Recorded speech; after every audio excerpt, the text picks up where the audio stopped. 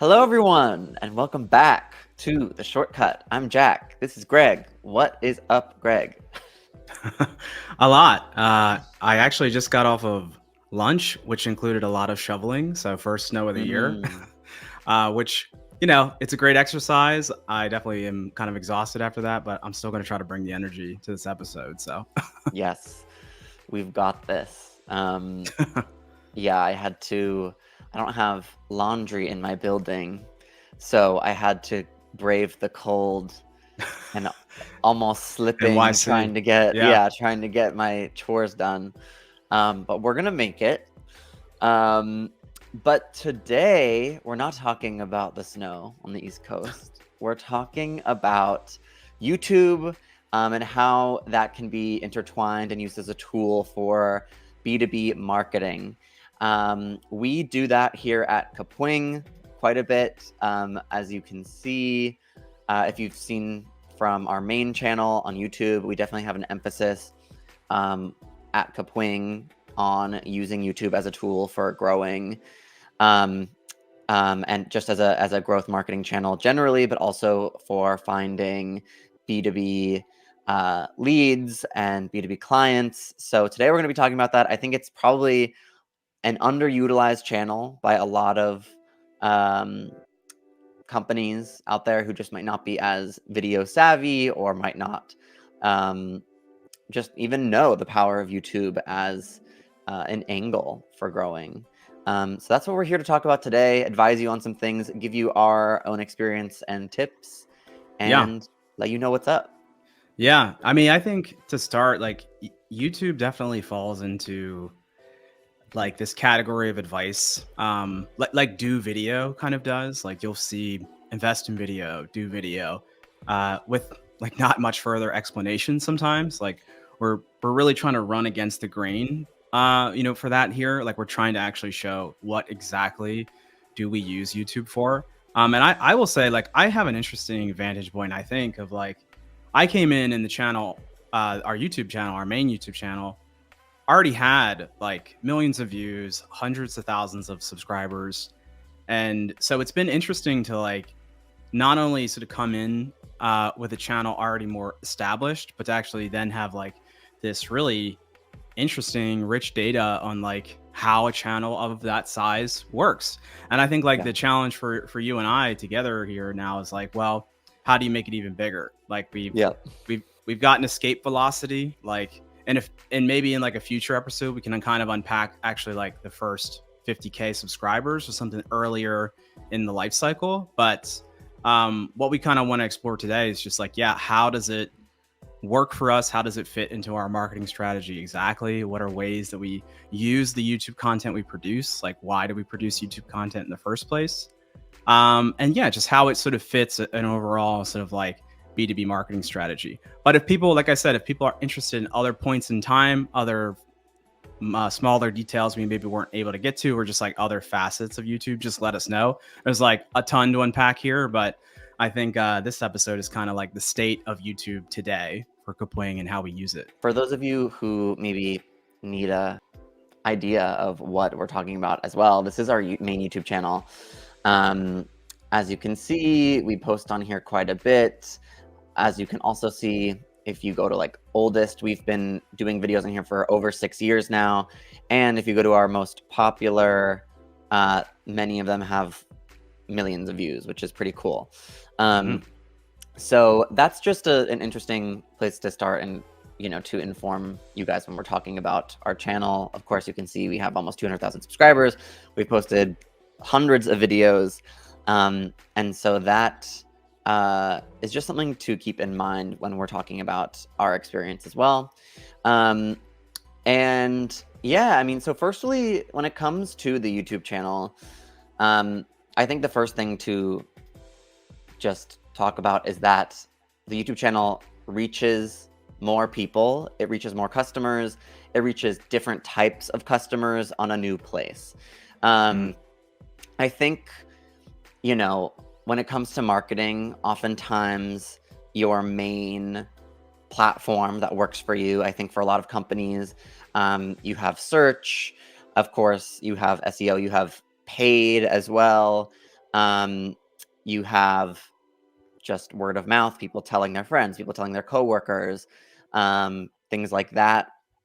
But for us, YouTube is actually really high up in terms of like ranking the success of different channels and how they bring different people in. YouTube is a top 4 channel for us, Mhm. in tandem with, yeah, like I said, search, word of mouth. And yeah, and we've had, me especially, I've been working at Kapwing for almost 3 years now. I've worked on the YouTube channel. I've worked on social media doing, vertical video. I've worked on paid ads. I've worked on affiliates. I've done like all these different things. And Whole time and bunch of time stuff. again, yeah, Yeah. a bunch of stuff. We've tried a million things, and we still will continue to try more. But YouTube has really stood the test of time in terms of remaining in that top, sort of selection of channels that are bringing in new customers, even when we don't even focus on it, which is Right. interesting. Yeah. Yeah, it's like we've seen better success with it, at least for Kapwing, than paid ads, than affiliates, than all these different types of things. Then social media, we've had viral videos on TikTok with millions of views, and they really don't translate to like customers the same way as YouTube does. Yeah. And right now, yeah, we reach hundreds of thousands of viewers per month, like on a bad month. If we have a huge video, it can go to millions. Yeah. And when you take a look at the traffic source for these videos, it's clear that people like wouldn't be finding Kapwing without these videos, because, spoiler alert, and Greg will get into this in a minute, it's Yeah. really all about, for us, the search intent and providing great resources for YouTube search. Yeah. No, this was one of the most interesting things about really settling into the YouTube analytics for our channel, like for the first time that I did that. And I continue to be surprised like today. One thing I'll say as an aside is like this podcast is probably the best and closest way to get like building in public from us, like in terms of like our marketing and how it evolves. And so I'll say as a little aside, like we have in the past couple months, especially, been looking for like, do we have another, third or fourth channel to kind of break out here, to really be a channel that we can like build on. And I think honestly, like some of our conclusion is leaning towards like it may have just been YouTube the whole time, and like these other experiments that we ran with other video types and other platforms are sort of bringing us back around to YouTube and just asking us like the age-old marketing question of like, do you scale a program that works, or do you try to add another program on top of it, right? It's an important question. Sometimes you hit your head against the ceiling for a certain channel or a certain approach, but I think we're back to YouTube with like a lot of optimism that like there's still so much more to get out of it. So I'll just add that. I would also say, yeah, like you alluded to, like I came in and was sort of wondering like, where do the views come from for a channel of this size, for a brand that's produced so many videos?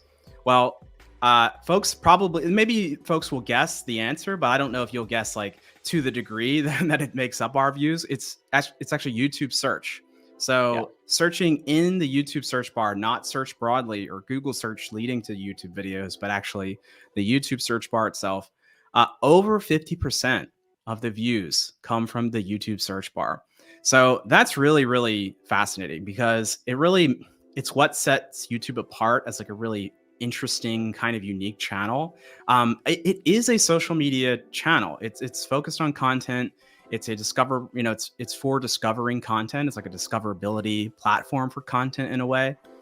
There's comments, there's things you can follow and subscribe to. There's shorts now. Like it definitely has all the makings of a social media platform. And yet the search bar is like very powerful, perhaps more powerful than any search bar on any other social platform, I would argue. I will say like there has been kind of a debate here on like, well, what if we look at YouTube search as just a search engine, or YouTube as just a search engine? Like, how does it stack up?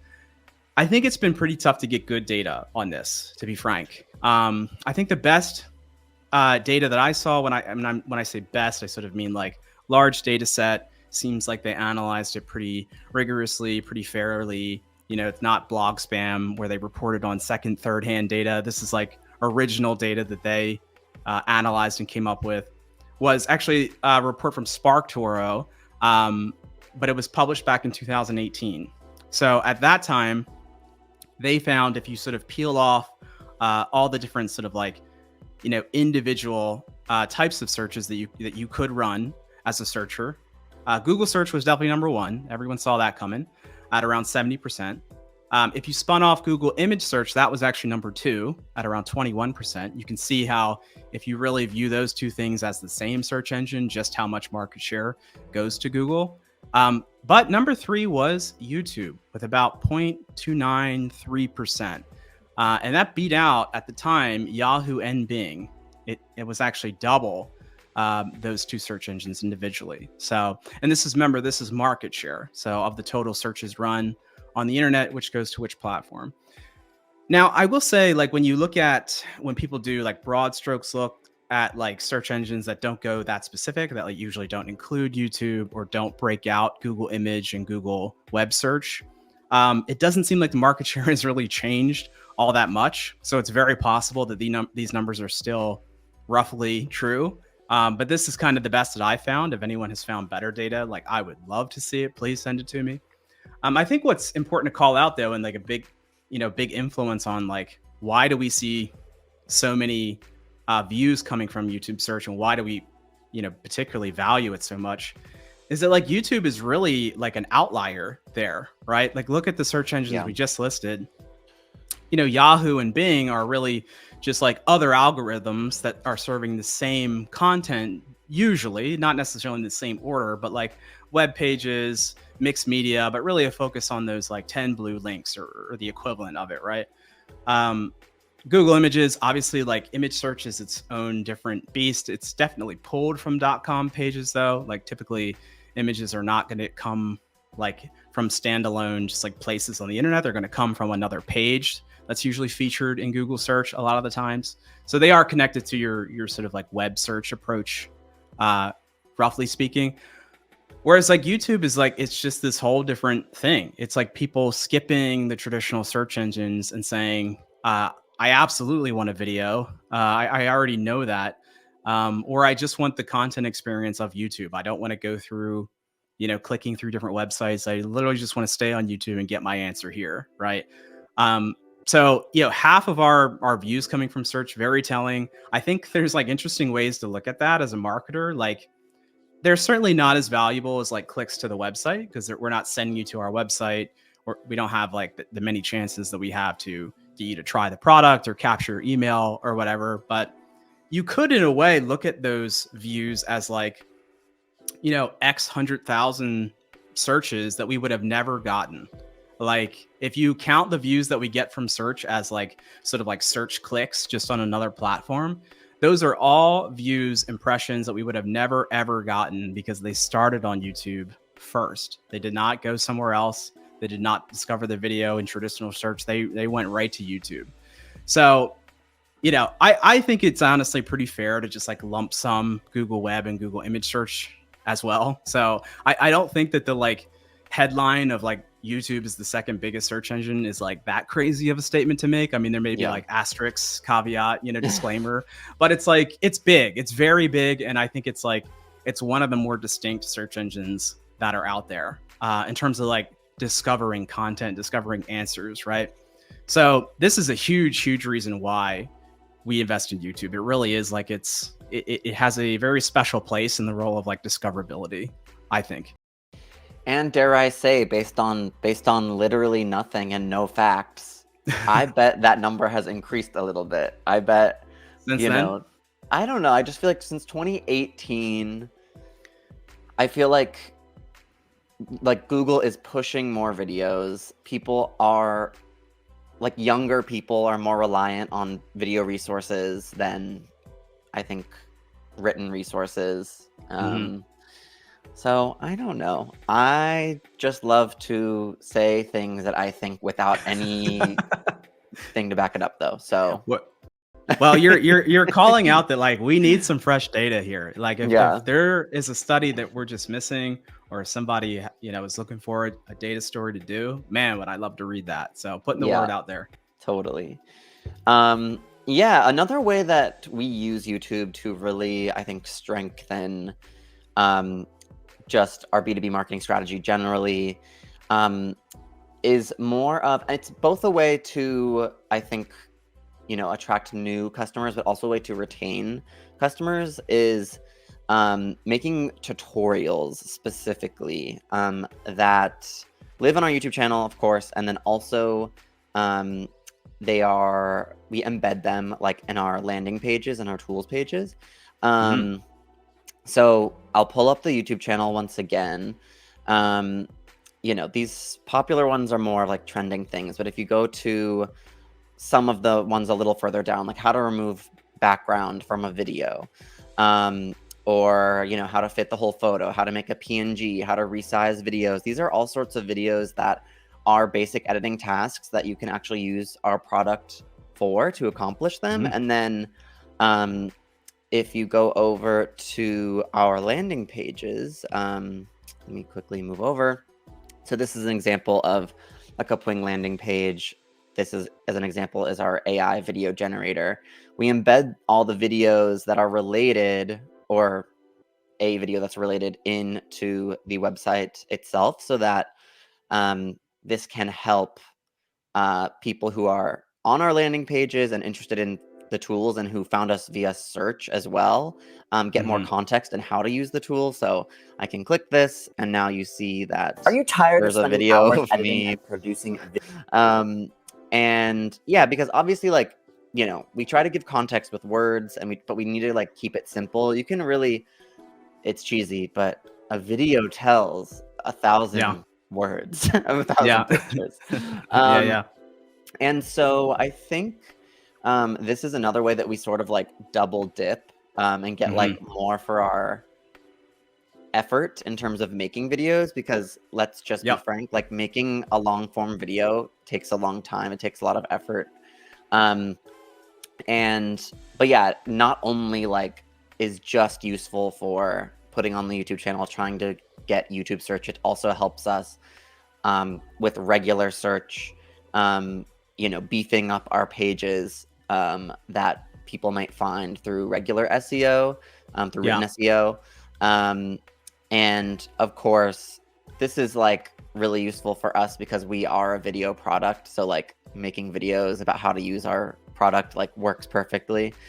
Mhm. Um, but yeah, it really gives you like a great resource to figure out like if the tool that you're looking at is exactly what you want, and Yeah. also helps people who are already subscribed to the product to want to stay, because they might learn a bunch of different tools they might not even have known were in the product. So And I actually shared a bit of an overview of this recently with another fellow marketer. And I wouldn't say it was like pushback, but one of the sort of questions that they raised of like, well, I don't think this would work for us because on our product pages, we want to have something that's more like a traditional product explainer or product demo. And I was like, I understand that. I understand maybe on like the homepage, or if you have flagship features, you may want a certain style of video that you could certainly upload to YouTube, but maybe doesn't feel like it's part of your like YouTube channel strategy. But I pushed back and said like, these videos are, something I think almost every B2B company can create for use case pages. So if we were to sort of, I'll make up, I'm not going to make up a product category. I'll pick one out of thin air. We'll sort of say like an analytics product, right? Okay, on your homepage, you want to have the like math versus myth, like storytelling video or something. And then on the /product landing page, you want to have what you feel like is a more brand focused product demo or something like that. But I'm sure that you could create pages that are like /marketing dashboard, /sales dashboard. And then those pages would, I think, really greatly benefit from videos that are more like how to create a marketing dashboard that you could report on monthly or something like that. The kind of stuff that it's like, it's for a use case. It's not specifically to give you just the facts and figures on like on a product, and it's like kind of, you know, comparative features of the feature set, right? But like literally how to actually accomplish something with your product, you know, as part of the solution. Those are great videos, those are like great videos to make generally, just if you just want to publish them to YouTube. But in terms of that synergy with your website, I think there's often landing pages that are more use case focused that I am, you know, personally always sort of looking for, like, well, where can I just watch the video on this? Like, great landing page copy, so clever, guys, but like, where's my video where I can just like see how I can do this? You know what I mean? So, Yes. and I work in marketing, so it's like I'm breezing by your copy, appreciating it, but looking for the video. So just a personal kind of experience with that too. Yeah, and I think, like, as you mentioned, these, like, we do feel like these bolster, enhance our pages. They make the pages better. And we do think like there is a tie in there with another reason, another benefit of focusing on YouTube, which is like visibility in Google search. So now we're over to, you know, the mothership, right? Like YouTube search, very important, drives a lot of views for us, a lot of awareness, but Google search is still top of the mountain by far. And now specifically with YouTube, yes, it is hard to get exact. Once again, it is hard to get exact data on like how frequently is video showing up in the SERP. We all have our impressions, but they're skewed towards what kind of searches we run. You and I probably run comparatively more searches related to video than most people. We work in marketing. We work for a video creation platform. So we probably have a bias. Now, I think Mozcast, which is a pretty large data set on like what do the SERPs sort of look like, it regularly shows, I would say it sets like the ground floor, which is like at least 20% of the searches that people run on Google, like there is a video featured in the SERP somewhere, right? It doesn't necessarily have to be prominent, but it's in the SERP in some location. I would say I would wager we may be heading towards like a between 20 and 40%. I think the thing that always gets me though is like there's so much long tail on Google that possibly that could drive that number down a little bit. Long tail is like those searches that people run. It's like 10 people run them a month, but there's like, you know, 100 billion queries that are of that size, right? And maybe those SERPs don't have video because they're just so low volume that Google's own data on like what to show there is like nil. So those SERPs tend to be very plain, right? Because there's just not a lot of data on what people are doing after they run that search. But anyway, I think that that's an interesting range to consider. I'm not putting it forward as like the definitive, we have this data that this is how many times video appears, but I think it could grow. I think it's definitely prominent. I definitely think in certain, for certain industries and for certain queries, it's very obvious. For us, like I mentioned, we have a ton of queries that are relevant to our business where not only is video present and like prominent, like starting, I would say prominent to me means like it's above position 3 or position 4. So Google says like, after 2, 3 kind of blue links, we're going to show video here, right? Yeah. We actually have a lot of queries that are very definitively, like we would define them as like they have video intent. So this means like either a single video, a snippet from a video, or the video section entirely has been lifted by Google to the top spot. They don't even give the number 1 spot to a web page. They just show video. Now, any guesses as to what video platform they show? I'll give you I'll give you a few seconds. It's like 99% of the time it's YouTube, right? Like, and when it's not YouTube, it's basically always an embedded video from a web page. I actually think that example you had right there, which it's fine, but that example you had, but I think this actually shows like, this is like a best case scenario or sort of like, I'm not sure exactly how to put it, but that HGTV I'm sure is like an embed of something they've embedded on the page. And so Google is willing to show that there. But every other video that you're going to see that's not something like that is going to be from YouTube. YouTube really truly dominates like videos in the SERP. It is like the platform. Again, I just don't think this is all that much of a surprise. I think the takeaway though from this is like, despite the slightly muddy data, search is very definitively like multimedia. Like search is not 10 plain blue links anymore, especially for competitive searches. There's tons of features.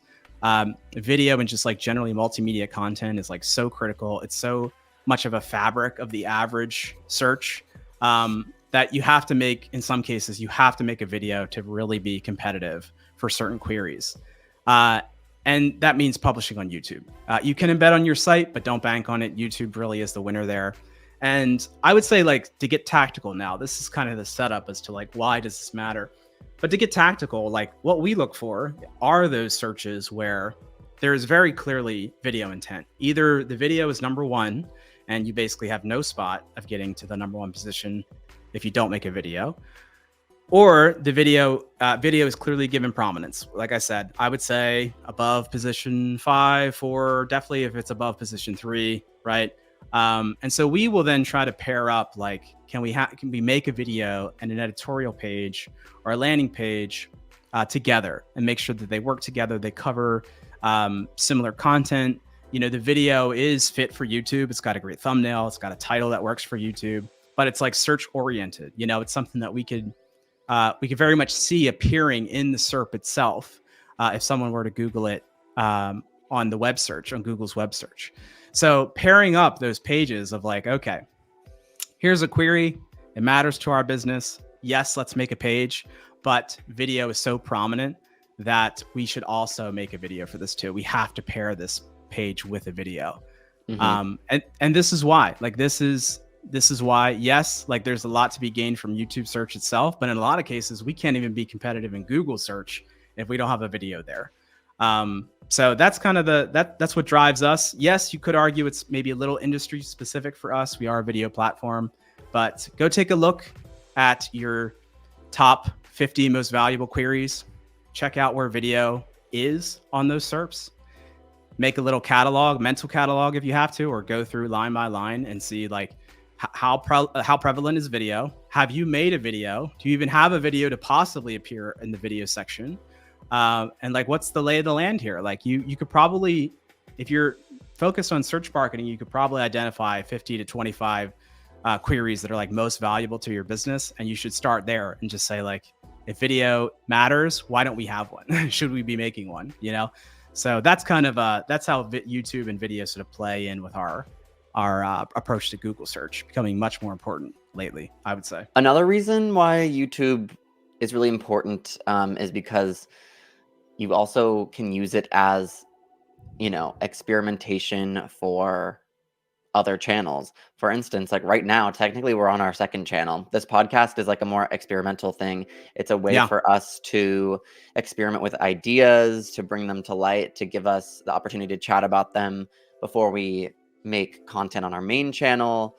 Not only that, but also like to, I feel like the podcast generally is more of a chance to cultivate like an audience of marketers rather than, like one-off video editing tasks that might, sort of go viral on the main channel. But like, there's sort of like different use cases of YouTube. So yeah, for us, like we host this channel, we make podcast every week. We host it on YouTube because we've talked about this before in past episodes, but just to be brief, it has the YouTube algorithm. Like podcast channels don't really have any algorithm, so that helps us.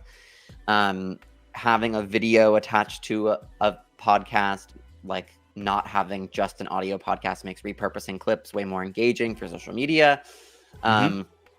More people actually watch podcasts or prefer to watch podcasts on YouTube than on podcast app, like the Apple Podcast app or Spotify. So it's actually like the place for podcasts. The biggest podcast apps too. Yeah, it's like, and they're adding more like podcasty things like the RSS feed, making, intertwining YouTube podcasts into YouTube Music, which is interesting. And so they are, they're really adding a lot of infrastructure on YouTube for new types of long form content as well.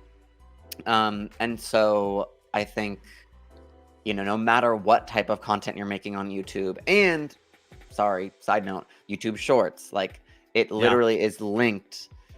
You can link short form content now to long form content, which makes like, if a video goes viral on YouTube Shorts and it's linked to the long form video, like that is now worth so much more than if they're unlinked and someone has to like try to find the long form video. It's like, that's messy.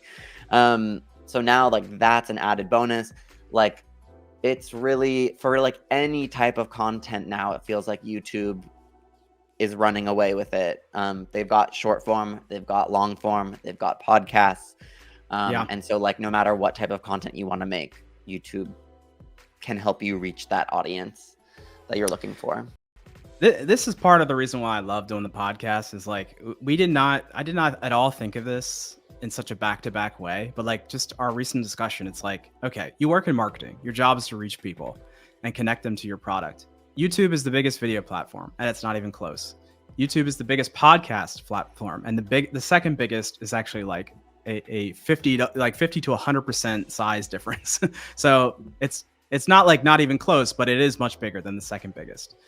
And arguably, asterisks, it could be argued to be the second or third biggest search engine. It's like, like there's no comparison. Like there really is no comparison. Yes, like again, there's certain industries, D2C, with like paid social.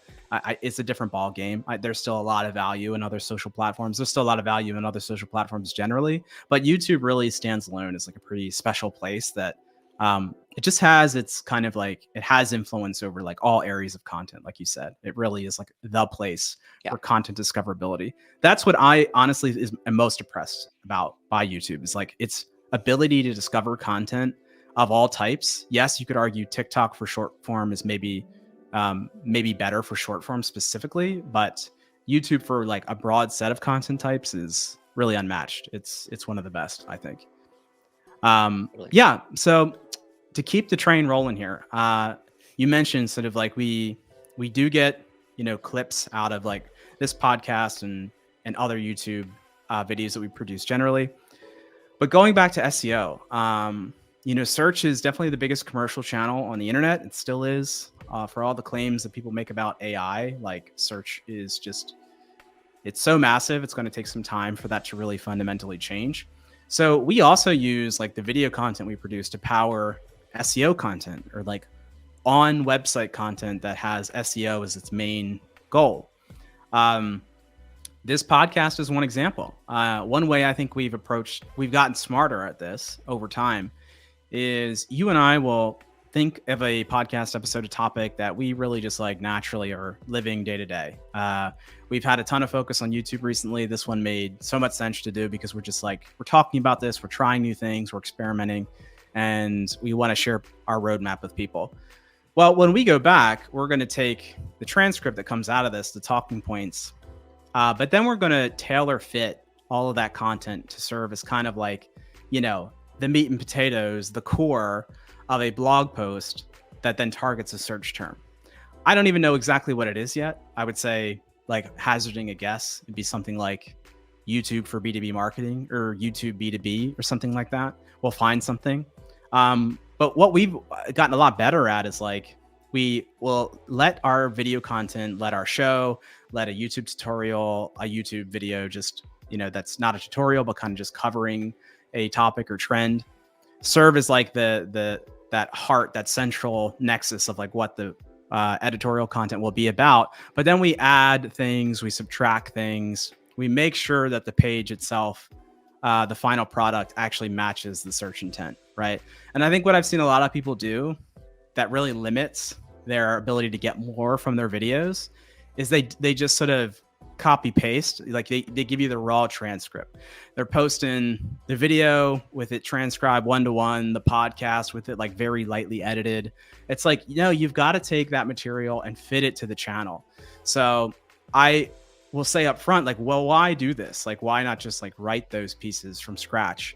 I will tell you, even when it's a topic I know a lot about, writing from scratch is so much harder than just getting the ideas out there in a conversation and just mapping out kind of the core things you need to discuss with somebody, right? So like in this video, we're going to cover like we've been covering sort of like all the things that we use YouTube for, its impact, the types of content that we make, why we favor it as a channel. And it's so much easier to take this conversation and then go and turn it into something written where it's maybe more distilled, shortened. We're able to include maybe a little bit more visuals. We're able to give more of a sort of editorial structure, H2s and headings and all that kind of stuff. But we're not going to paste this over one-to-one because that would never perform well in search. We're going to make it feel just like a blog post that we wrote from scratch, but it's going to take me, because I'll probably be the one to repurpose this. So I know firsthand, it's going to take me half as much time because I'm going to have all the source material to build out something and then make additions and tweaks to, to really match what the page needs to be for SEO. So for those of you that have questions about, yes, you can clip your videos and that's one way to repurpose, but video content, especially kind of this like conversational style, is so great for just like getting an initial draft done. Basically, you can get a draft done in a 30-45 minute conversation and then spend another 30-45 minutes editing it and reworking it to be, an editorial page that's great for SEO. This is super important for us. I think an example that you can find on our blog is you and I did a podcast episode on this sort of like 80-20 rule for looking and sounding great on camera. Mm-hmm. We then found a pretty strong keyword around like looking better on camera, sounding better on camera, stuff like that. And we took our podcast episode and we sort of like extended it. Basically, we did like the guide on the blog was like the extended version. It was written into more of an SEO format of like, put this section first because that's what searchers want to see first, that kind of thing. And so, yeah, that's one example of like, we got a really hefty 2,500, 3,000 word article that was built on top of this video that we made, right? So this applies to all different formats. I know I kind of focused on podcast and our examples here, but it also applies to, quick videos and tutorials that we've done as well. A future example you'll see is like you did a really great video on like video hooks. So if you're going to publish something on YouTube and hook people to stay around, by the way, that video has some of the best retention time. So you lived by example on that one. I checked it because I was about to give you the business in Slack if it wasn't true, but no, it's one of the best on the channel. But right. We're going to use that to like revisit, like, how can we make a blog post that covers, video hooks and great video hooks and examples and stuff. And we're definitely using, a source video from YouTube to start that, right? So I've given probably plenty of examples, but I just think so many people overlook this and they need to take that extra step of like fitting the video content to SEO, and you'll get much more out of it. I'll just leave it at that. Yeah, this one might be, a little more obvious. But if you have a YouTube channel that you've built, you have quite a few subscribers, it's also a great channel to just share new product releases, new updates, new tools, things like that. This is something that we do a lot. I can pull up some of our video examples. So yeah, I'm looking on our YouTube channel, and we do this quite a lot. So for instance, like new in Kapwing AI features, we got a few thousand views there. These were both of these videos were new, also new Kapwing AI tools. So how to turn any article into a video in 3 clicks. How to make I think videos. keyframing came out around the keyframing launch too, didn't it? As well, yes, yeah. Absolutely. Yeah. Introducing Kapwing AI. So when we, let this new group of tools also be like an announcement that we posted. Oh, there's that video that you were talking about. There it is. Yeah, but so we use things not just for, basic tutorials, but also to promote new tools. This is also really helpful, not just to, try to hook people with new tools, but also like get feedback for new tools that we have released. A lot of times we're releasing things, we want feedback so we can improve the product. Getting, feedback both, getting people to use the tool and then respond to like surveys in the product, great. Also commenting on the video itself, also great for informing how these tools work. And yeah, so definitely using it for launches is a great platform as well. We also do these, like Kapwing Directs, which we do every, few months or a couple times a year, where we're like repackaging all the things we've released the past 6 months into a video. And so, yeah, being able to just like really push our new releases out in a video format has been really helpful. And I think that there's like 2 things to specifically call out, which is like, one, like most companies do publish like the product announcement video to YouTube. And I don't mean this as a brag. I mean more as like, this is the strategy in motion. Most do not get, unless they build up some hype elsewhere, like anywhere near 5 to 10,000 views. I know, especially in B2B, I know a lot of product videos that get posted to these channels that, they're seeing more views on like the landing page than anywhere on YouTube. And sometimes it's even like this abysmal, like 30 views on like a new product announcement. Right. And I think like, what I'm saying here is like the numbers that we're able to get for, even just like a straightforward feature release, it's the result of 2 things. Like, one is just building up and investing in this channel over time. I heard recently from the former creator liaison at YouTube that he says he would recommend viewing subscribers as like channel. I think that's an interesting consideration. So meaning like, yes, our subscriber numbers are high, but like really what that means is like, it's sort of like 200,000 people have clicked like channel, which just really gives us a chance to be more visible in their feed. It does not guarantee anything though. It's not the same as like email subscribers. And so that leads to my second point, which is like, we make the videos fit YouTube. We sort of bias towards more use case. We'll show you how to do something in the YouTube video, how to achieve an end goal versus like introducing blah, blah, blah. We're thrilled to introduce feature X and you know what I mean? Like the videos that we do that are fit for YouTube really are about helping the user get to an outcome. And we weave the product into that. We will sometimes call out that it is new. If you're familiar with Kapwing and come across the video, it's nice to know that something is new. But I think you can come back to a lot of these videos later and still get value from it. Whereas true announcements are just like this little moment in time. They're relevant for about 3 days. And then kind of like they go nowhere.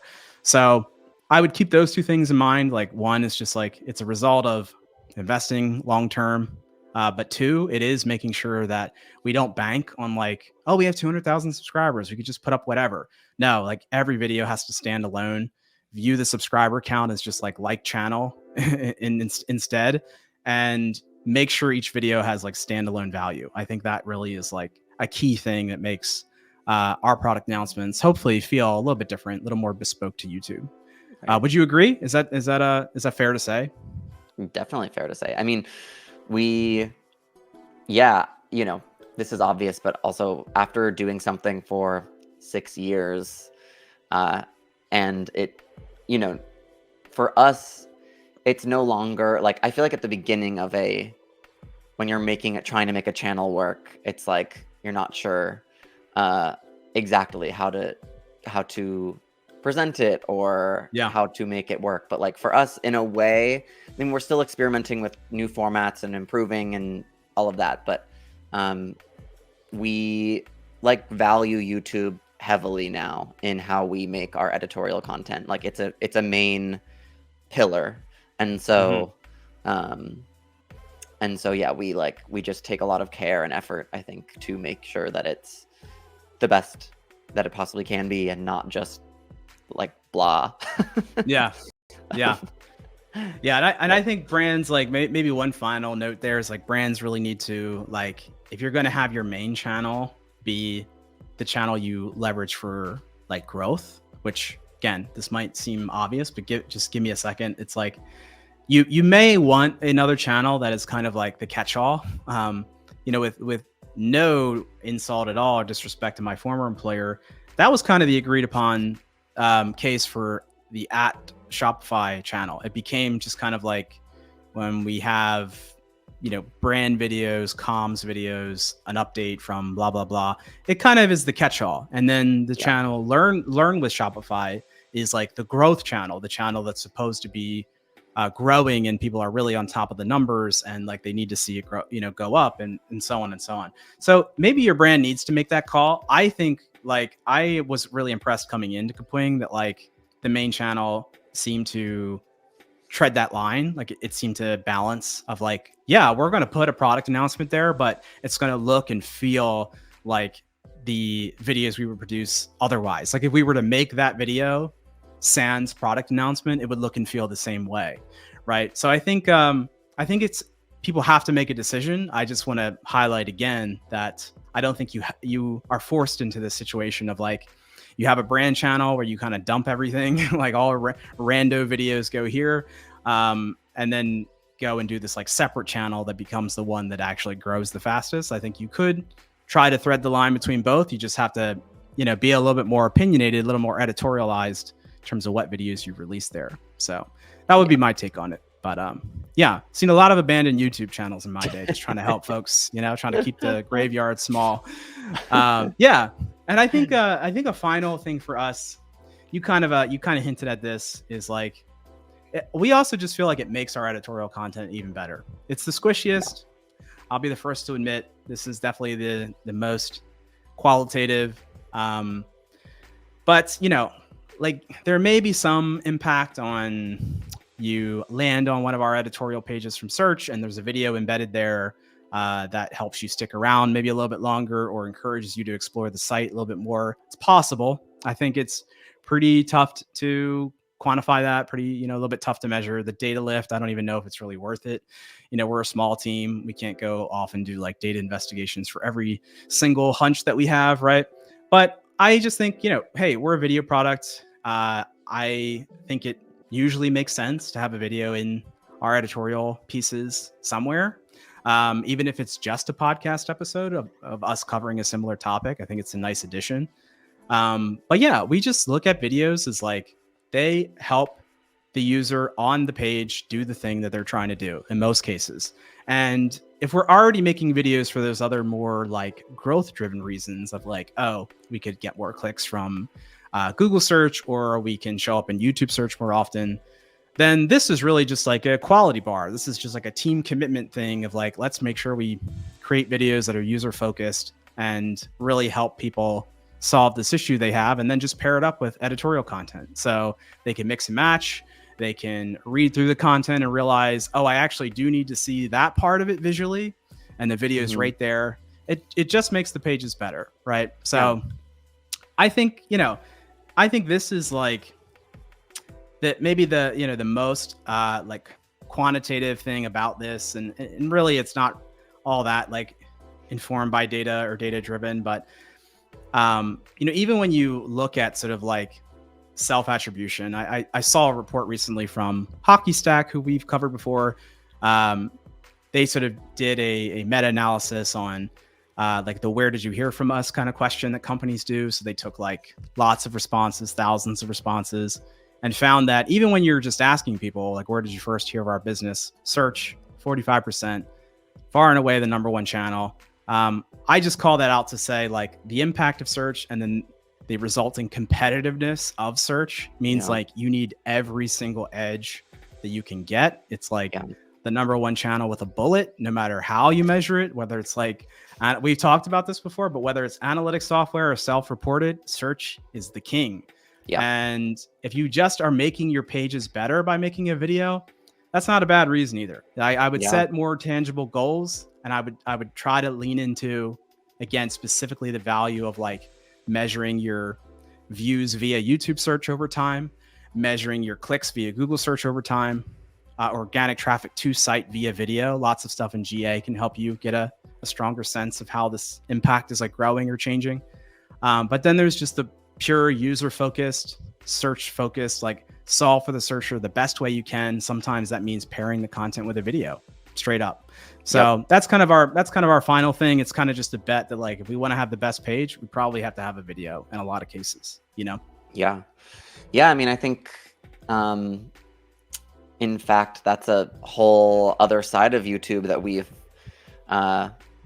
do sort of separately that I also manage. But like, we have a contractor who we pretty much entirely get to make videos just for adding videos to search to tools pages. Yeah. Yeah. So yeah, there's like so many different ways to go about YouTube, go about B2B marketing in tandem with video. And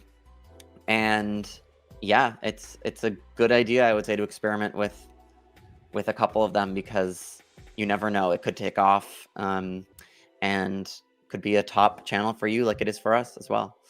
Yeah. Yeah. And I would say too, if anyone's looking at our channel and sort of wanting like you know, a single sort of like TLDR of what I do think we've done differently, I'll go back to like, we use video for so many different sort of outcomes, all relevant, like all related to growth, but like so many different sort of use cases for video, as you've heard on this podcast. However, if you go to the YouTube channel, which is like our video production heartbeat, our home for video, I would challenge you to go through and sort of see, without checking like where the video is embedded or things like that, could you tell? Could you actually tell where these videos, like where they're sort of being used elsewhere? Could you tell when a video has been repurposed to editorial? Can you tell when it's been on a tools page? Can you tell when it's been used for a product announcement? Unless it's like something like Kapwing Direct. You know, maybe in some cases you can, but I think what really has like powered our channel is just like making sure that YouTube is at the heart of it. And when we make a video, it's going to fit the channel and will fit YouTube, right? And so long as it does that, wherever else we can use it to get those additional benefits, excellent. But we take YouTube seriously enough that we do not turn it into this dumping ground for video. It's not a video hosting platform. It's a video discovery platform. It's an audience building platform. And so I would say if there's like a single takeaway from our channel, and something I've definitely learned and internalized, is like, as long as you're taking YouTube seriously and the content being fit for YouTube in a really deliberate way, you can often, like you said, double dip, get a lot more out of it, but don't let it turn into a dumping ground. You can host videos almost anywhere and get 10 views. Don't do it on YouTube. Totally. Have bigger goals, more ambitious goals for YouTube. Absolutely. Absolutely. So I think that about wraps up our YouTube for B2B marketing strategy, how we've used it, how we see it. 6 years in the making, we've sort of figured out what works for us. Everyone's going to have a different experience depending on your type of business. But for us, it's a nice and viable growth channel, and definitely something we are prioritizing in marketing. Thank you all for watching. As usual, we're here every week. Greg, it's been real. Make sure to subscribe. Let us know in the comments if there's anything you are interested in marketing, in video. We are happy to talk about it. So let us know. And it's been real. Let's do every it. time you know it's what? realer. And I put this invite out there every time, and I mean it though. I've gotten some really nice emails, but would love many more. If you have other questions, other stuff you want us to cover, email is great if you just prefer not to post it publicly, but if you just want to leave a comment, we check those too. We love to base what we cover on what you're dealing with, what you're struggling against in marketing, or just stuff you're interested in too. So please let us know, and that will definitely influence what we talk about. Totally. All right, sweet. Well, thanks for watching. We'll see you guys next week. Peace. Take care.